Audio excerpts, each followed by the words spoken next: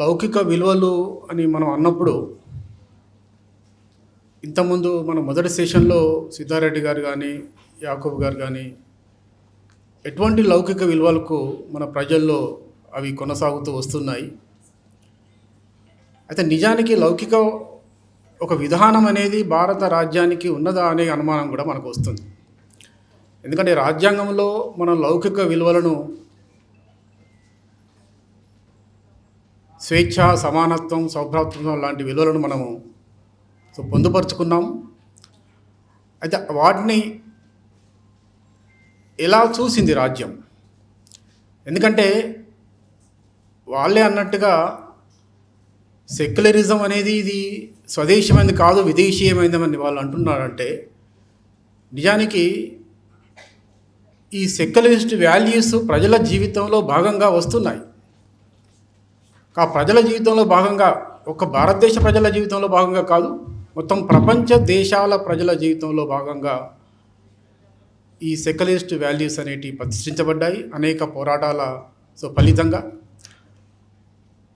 అందులో భాగంగానే భారతదేశంలో కూడా ఈ సెక్యులర్ వాల్యూస్ అనేటివి భారత రాజ్యాంగంలో మనం పొందుపరుచుకున్నాం.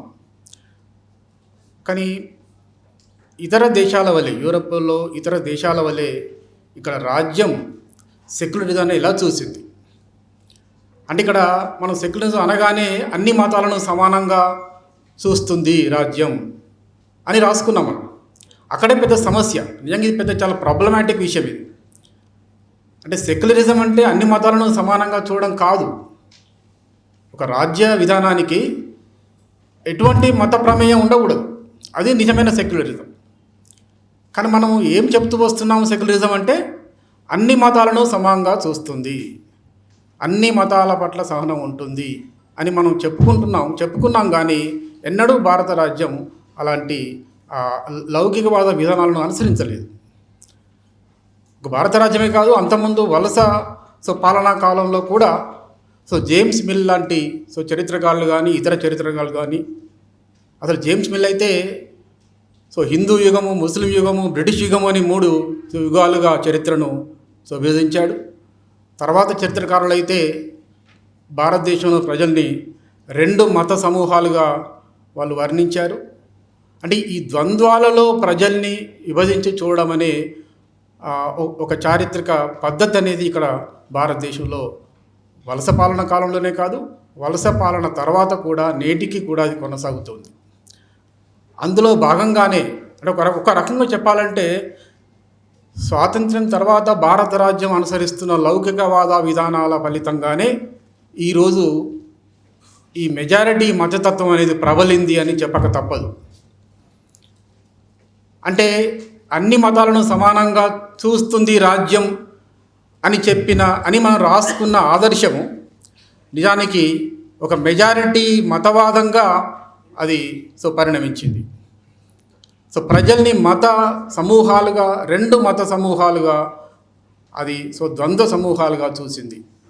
అదే మనము స్వతంత్ర పూర్వము అది ద్విజాతి సిద్ధాంతంగా కూడా బాగా ప్రచారానికి వచ్చింది. అంటే నిజానికి ఇక్కడ లౌకికవాదము సరైన పద్ధతిలో అంటే మత ప్రసక్తి లేని రాజ్య విధానం ఉండాలి. అది నిజమైన లౌకికవాదం. అటువంటి లౌకిక విలువలు ప్రజల్లో ఉన్నాయి. ప్రజల జీవితాచరణలో, ప్రజల జీవిత ఆచరణ క్రమంలో అనేక లౌకిక విలువలు ఉన్నాయి.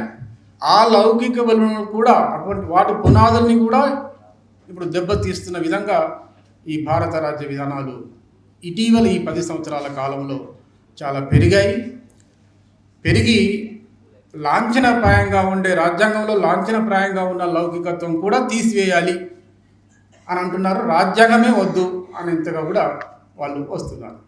అంటే ఇక్కడ ఎటు పోతుంది? నిజానికి ఒక ఆధునిక యుగం ఆవిర్భవించిన తర్వాత మనకు 2 కనబడతాయి. ఒకవైపు ప్రజాస్వామ్యము, ఇంకోవైపు ఫాసిజం. ఈ రెండింటి మధ్య ఒక లోలకంలాగా ఈ రాజ్యం నడుస్తూ ఉంది.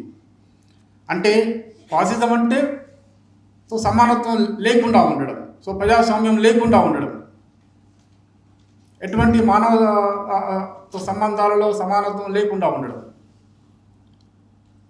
ఇది ఒక కొస. మరొక కొస ప్రజాస్వామ్యం. ఈ రెండు కొసల మధ్య ఆధునిక యుగం ఆవిర్భించిన తర్వాత మనకు లక్ష్యాలుగా కనబడుతున్నాయి. కానీ పాలకులు ఎటు తీసుకెళ్తున్నారు? ఇంకా వెనక్కి తీసుకెళ్తున్నారు. అంటే మనం ప్రజాస్వామ్యం అనే దారిలో ముందుకెళ్ళాలి. వెళ్తూ మొత్తంగా ప్రజలకు అధికారం రావాలి. నిజమైన అర్థంలో ప్రజలు తమను తాము పరిపాలించుకునే దశ దాకా మనం వెళ్ళాలి. కానీ అలా కాకుండా ఇంకా వెనక్కి, కనీసం స్వాతంత్ర కాలం నాటి అటువంటి ఆదర్శాలు కూడా ఇప్పుడు లేకుండా ఇంకా వెనక్కి తీసుకెళ్లే పద్ధతి ఉంది. ప్రజల్లో ఉండే ఈ లౌకిక విలువల్ని కూడా దెబ్బతీస్తూ ప్రజల మధ్య వైషమ్యాలను రెచ్చగొట్టే పద్ధతిలో ఈరోజు చూస్తున్నాం. మణిపూర్లో చూడవచ్చు, లేదా మన భారతదేశంలో అటువంటి ప్రయత్నాలు వాళ్ళు తీవ్రంగా చేస్తున్నారు. మన సౌత్లో కూడా వాళ్ళు పాగా వేయడానికి ప్రయత్నం చేస్తున్నారు.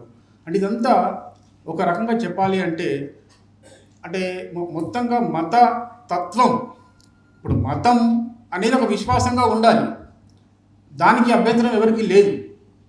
ముందు సిద్ధారెడ్డి గారు అన్నట్టుగా ప్రజలకు మత విశ్వాసాలు ఉంటాయి, లేదా మనకైనా మత విశ్వాసాలు ఉండొచ్చు. అవి వ్యక్తిగత జీవితావరణలో, ప్రైవేట్ జీవితంలో ఉండాలి. కానీ అది పబ్లిక్ జీవితానికి వచ్చినప్పుడు, సామాజిక జీవితానికి వచ్చినప్పుడు ఆ మత ప్రసక్తి ఉండకూడదు. ఏ మత ప్రసక్తి ఉండకూడదు. కానీ ఇక్కడ అన్ని మతాలను సమానంగా చూస్తుంది అనే ఒక విధానాన్ని అడ్డుపెట్టుకొని మన రాజ్యం ఒకే మతానికి పెద్దపీట వేయడం, ఒక మెజారిటీ మతానికి పెద్దపీట వేసి ఆ మతోన్మాదాన్ని రెచ్చగొట్టి మైనారిటీ ఇంకేంటి అసలు యాక్చువల్గా ఈ మతతత్వవాదము ముస్లింలను మైనారిటీలుగా చూడడం. మైనారిటీగా చూడడం అనేది చాలా సమస్యాత్మక విషయం, చాలా దారుణం. అది అంటే ఒక సమూహం. అది అంటే మైనారిటీ అంటున్నామంటే మేము మెజారిటీ అని అర్థం. మేము మెజారిటీ కాబట్టి మెజారిటీ చెప్పింది ప్రజాస్వామ్యం. ఇంతకుముందు మనం మాట్లాడుకున్నాం. కాబట్టి మెజారిటీ ఎప్పుడు కూడా ప్రజాస్వామ్యం కాదు. చాలా సిద్ధారెడ్డి గారు చక్కని ఉదాహరణ చెప్పారు. భారతంలో కౌరవులు చాలామంది, పాండవులు 5గురే. మరి మెజారిటీ ప్రకారంగా ప్రజాస్వామ్యం అవుతుందా? మెజారిటీ చెప్పింది న్యాయం అవుతుందా?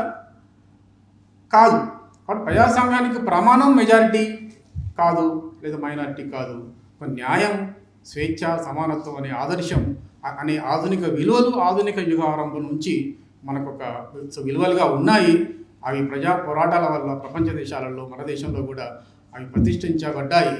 అది కొంత మేరకైనా రాజ్యాంగంలో పొందుపరుచుకున్నాము. ఆ మేరకైనా కూడా ఇప్పుడు అవి కూడా తీసివేయాలి.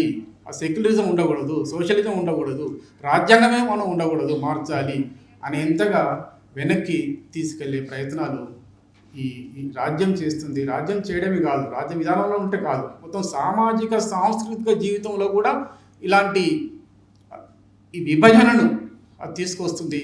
ప్రజల్ని ఇద్దరి మనుషుల్ని కలవకుండా విడదీస్తుంది. అంటే విడదీయడమే ఇక్కడ మతతత్వవాదం.